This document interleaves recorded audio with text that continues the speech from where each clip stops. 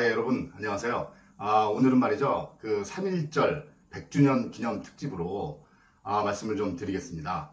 아시다시피 그 3.1운동은 그 대한민국의 독립을 선언하고 일본 제국의 한반도 강점에 대하여 저항권을 행사한 우리 민족 최대 규모의 독립운동입니다.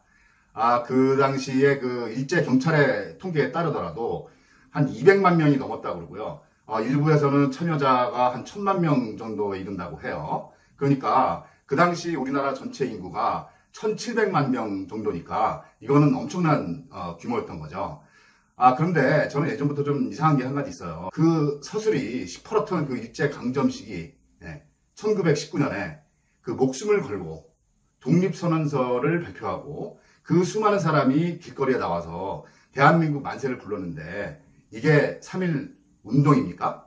그러니까 무슨 뭐 새마운동도 아니고 이상하잖아요. 지금 그 많은 사람들이 잘 모르지만 1940년대까지만 해도 3.1 운동은 3.1 혁명이라는 이름으로 더 많이 불렸습니다. 왜냐하면 그 3.1 운동은 이 단순한 독립운동을 넘어서 민주자유를 선언한 민주공화제의 기원이기 때문입니다. 그 당시 수많은 역사의 기록에서 우리는 그 3.1 혁명이라고 불리운 그런 자취를 볼 수가 있습니다.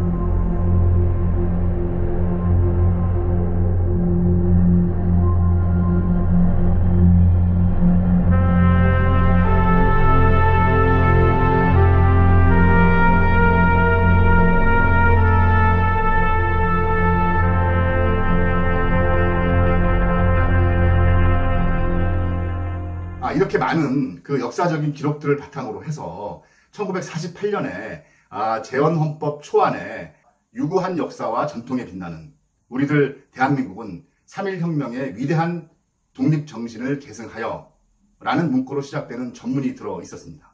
이게 48년 6월 23일인데요. 그 당시에 그 헌법을 초안했던 그 유진호 박사의 회고에 따르면 전문의 그 3.1 혁명 이거에 대해서는 아무 문제 제기가 없었다라고 합니다. 그래서 재헌의원의 그 합의에 의해서 3.1 혁명 이것이 헌법 초안의 전문에 들어갈 수 있었던 거죠. 그리고 국회의장이던 그 이승만도 김인현 3.1 혁명으로 하는 게 어떠냐 이렇게 발언을 했다라고 합니다.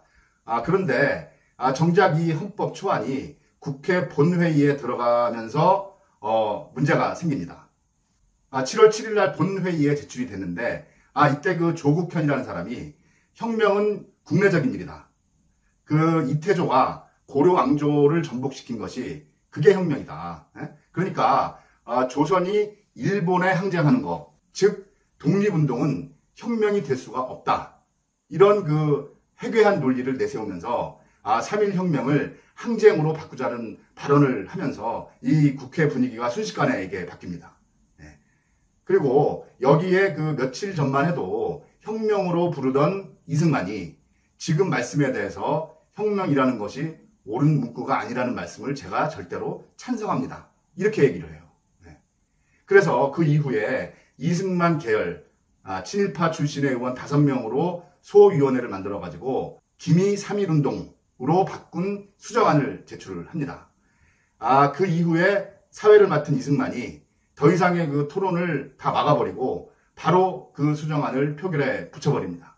그래서 재석의원 157명 중에서 가 91, 부 16 이렇게 통과를 시켜버려요.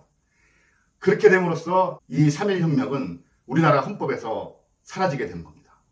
그 불과 엿새 전에 스스로 혁명이라는 문구를 넣자고 주장했던 이승만이 3.1 혁명을 독립운동으로만 한정지어서 격화시킨 거거든요. 아니 본인이 스스로 미국통이라고 자랑했던 이승만이 미국인들이 미국의 독립운동을 독립혁명이라고 부르는 사실을 모를 리가 없거든요.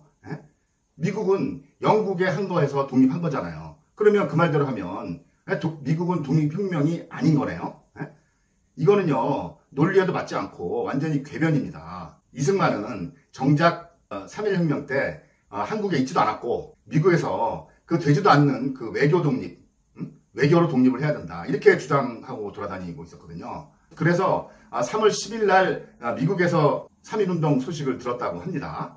3.1운동의 영향을 받아서 임시정부가 민주공화제를 선포했는데 이승만은 정작 미국에서 돌아다니면서 자신을 항상 프린스리다, 프린스리 이렇게 소개하고 다녔다는 거 아니에요.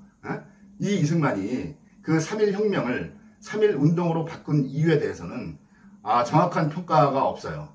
근데 제 개인적으로는 그 당시 그 좌우가 투쟁하는 그런 전선에서 이 혁명이라는 단어를 매개체로 해가지고 3.1운동과 사회주의 혁명이 이게 연결되는 거 아니냐 이런 그 걱정을 했던 것 같아요. 그리고 더 제 생각 솔직하게는 며칠 있다가 바로 대통령이 될 게 확실한데 그러면 자기가 정말 프린스리로 왕처럼 살 수가 있는데 굳이 헌법에 혁명이라는 단어를 넣어서 자기가 불안하게 살 필요가 있느냐 이런 거죠. 이 이승만에 대해서는 논란이 너무 많아가지고요. 뭐 임시정부와 관계부터 해서 뭐 탄핵당하고 뭐 이런 얘기가 너무 많아가지고 일단 여기서 이거는 빼고요. 제가 나중에 또 정리를 좀 하겠습니다. 자, 그러면 왜 3.1혁명인가 이거를 한번 좀 보겠습니다. 첫째로 말이죠. 3.1혁명의 가장 큰 성과는 바로 대한민국 임시정부의 수립이었습니다. 이 3.1혁명을 통해서 독립운동가들이 세우고자 한 그 국가는 백성이 주인이 되는 그런 나라였습니다. 실제로 그 당시 그 법정에서 피고들이 세우기를 원하는 나라가 어떤 나라냐라고 이렇게 물어봤을 때 그 우리의 민족 대표들은 구왕조의 회복이 아니라 백성이 주인이 되는 나라라고 이렇게 진술을 했습니다. 이 이념에 따라서 건립된 것이 대한민국이고 이를 운영하기 위한 정부가 바로 임시정부였습니다. 백성이 주인이 되는 정부를 건립하자는 운동은 우리 역사에 유례가 없었던 그야말로 혁명적인 사건이었습니다. 바로 군주제를 폐지하고 근대적인 민주공화제로 전환하는 그런 계기를 만들었던 것이고 이것 하나만으로도 3.1 거사가 혁명이라고 할 수 있는 충분한 근거가 됩니다. 이 3.1혁명의 정신을 구체화한 것이 한 달 후에 1919년 4월에 대한민국 임시헌장이고 그 제1조는 대한민국은 민주공화제로 함입니다. 지금까지 이것은 우리 헌법에 살아있습니다. 두 번째로 우리나라 전체 인구의 10분의 1 이상이 만세 시위에 참여했습니다. 이것은 세계 역사에 유례가 없는 일입니다. 그리고 세 번째, 여성이 사상 처음으로 역사 현장에 등장했습니다.